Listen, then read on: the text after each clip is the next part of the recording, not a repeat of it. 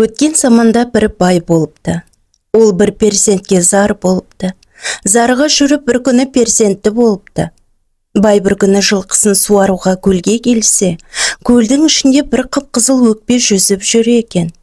Байдың айдап келген жылқылары көлдегі жүзіп жүрген өкпеден үркіп, суға түсе алмайды.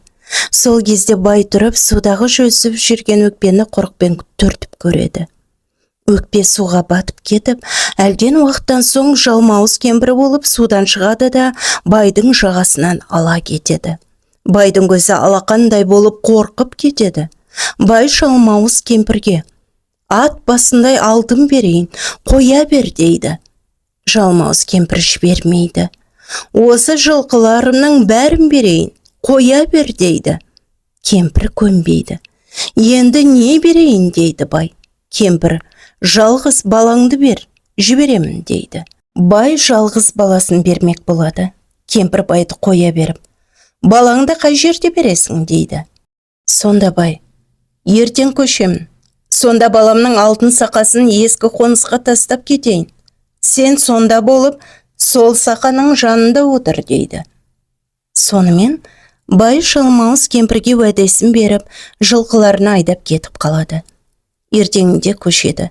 Жалғыз баласының алтын сақасын ұмытқандай болып, ескі қоныстарына тастап кетеді. Ауыл жаңа қонысқа көшіп барады. Асық ойнайын десе, сақасы жоқ. Бала алтын сақасын жоқтап жылайды. Сонда әкесі: "Кеше көшіп жүргенде елде қалыпты. Барып алып келе ғой" дейді. Бала бармақшы болып әкесінен: "Әке, қандай тайға мініп барайын" деп сұрайды. "Жылқышыдан сұрап мін" дейді бай. Жылқышы балаға: "Құрығыңды құлдыратып, жүгеніңді сылдыратып жылқыға бар. Қай тай бетіңе қараса, соны мін" дейді. Бала құрығын құлдыратып, жүгенін сылдыратып жылқыға келсе, шеттегі бір қотыртай балаға қарай ұмтылады. Бала сол қотыртайды ұстайды да жүгендейді. Жүгендегенде тайдың қотыры жасылады. Үстіне тоқым салғанда құнан болады. Үстіне ер салғанда дөнен болады. Айлын тартқанда 5 ат болады. Бала үстіне қарғып мінгенде тұлпар болып, көзді ашып жұмғанша ескі қоныстарына жетіп келеді. Келсе, алтын сақасы ошақ басындағы тезек түбінде жатыр екен. Сақаның жанында бір кемпір отырады. Бала кемпірге: "Шеше, анау жатқан сақамды алып берші" дейді. Сонда кемпір: "Шырағым, өзің түсіп ал. Кәріліктен отырсам, тұра алмаймын, тұрсам, отыра алмаймын" дейді. Сонда бала: "Мен жастықтан түссем, міне алмаймын, мінсем, түсе алмаймын" дейді. Сонда баланың тайы сақаның жанына жата қалады. Бала үзеңгіден аяғын суырмай, сақаны іліп алып қашады. Жалмауыз кемпір тұра қуады. Бала қашып келеді. Әрі-бері қуып жете алмайтын болған соң, кемпір бір тісін жұлып алып атып жібергенде, тайдың бір аяғын жұлып түсіреді. Тай 3 аяғымен қашып жеткізбейді. Кемпір тағы бір тісін жұлып алып лақтырғанда, тайдың 2-ші аяғы жұлынып түседі. Тай 2 аяғымен шауып бара жатып, жолында бір бәйтерекке кез болады. Тай әлсірейді. Терек жанына бара бергенде, бала тайынан секіріп түсіп, бәйтеректің басына шығып кетеді. Жалмауыз кемпір бір тісін суырып алып, бәйтеректің түбін кешке дейін қазады. Бір кезде бір қызыл түлкі келеді де кемпірге: "Шеше, шаршаған екенсің, мен қаза тұрайын, сен ұйықтап демал" дейді. Кемпір жатады. Түлкі тісті суға лақтырады да, қазған шұқырды қайта бітеп өзі кетіп қалады. Кемпір тұра келсе, тісі де жоқ, түлкі де жоқ. Кемпір тағы бір тісін суырып алып, кетпен қылып бәйтеректі қаза береді. Бір уақытта тағы да бір түлкі келіп: "Шеше, кетпеніңді маған бере тұршы, сен шаршыған шығарсың, мен қазайын" дейді. Сонда жалмауыз кемпір: "Сен кетпенімді алып қашып кетесің" дейді. Сонда түлкі: "Ол қырдың қызыл түлкісі, мен сайдың ақ түлкісімін. Баяғыда бұл баланың әкесі аң аулап жүргенде мені қуып соған жаздаған болатын. Сондықтан бұл балада менің де кегім бар алатын" дейді. Жалмауыз кемпір түлкінің сөзіне сеніп, кетпенді түлкіге беріп, өзі ұйқыға кетеді.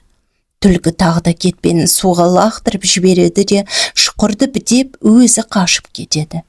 Кемпір тұрса, тағы да кетпені жоқ, түлкі де жоқ. Алда ойбай-ай, алдаған екен ғой деп, тағы да бір тісін суырып, кетпен қылып бәйтеректің түбін қаза береді. Сонда кемпір аузын ашса, бірақ тісі қалыпты. Кемпір бәйтеректің түбін қаза-қаза құлатуға жақындайды. Бір заманда баланың төбесінен бір топ қарға өтеді. Бала қарғаларға: «Ау қарғалар, қарғалар, қанатымен жорғалар, жайлаудағы бес төбетіме хабар айта кет, мені жалмауыз кемпірден аршалап алсын» дейді. Сонда қарғалар қар-қарқ етіп ұшып кетеді. Бір мезгілде үйректер төбеден ұшып өтеді. Бала оларға да айтады. Олар үндемей ұшып кетеді. Бір мезгілде бір қарлығаш бәйтеректің төбесінен әрлі-берлі ұшып жүреді де, баланың төбесінен келіп қонады. Бала қарлығашқа жылап тұрып, оған да тапсырады. Бұрын бала қыстауындағы ұя салған қарлығаштың балапандарына тимей, оларды жақсылап өсіріп, ұшырып жібереді екен. Сондықтан бала қарлығашпен дос екен. Сонымен қарлығаш баланың төбеттерінен тапсырғанын айтып барады. Осындай пәлен жердегі бәйтеректің түбін жалмауыз кемпір қазып жақындатқан, енді құлатуға таяу тұр дейді қарлығаш баланың төбеттеріне. Мұны естіген төбеттер шапқаннан шауып отырып бәйтерекке келеді. Сол кезде бәйтерек те жерге құлайды.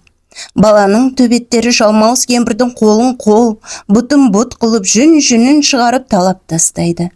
Бала төбеттеріне кезек-кезек мініп, еліне аман сау жетеді.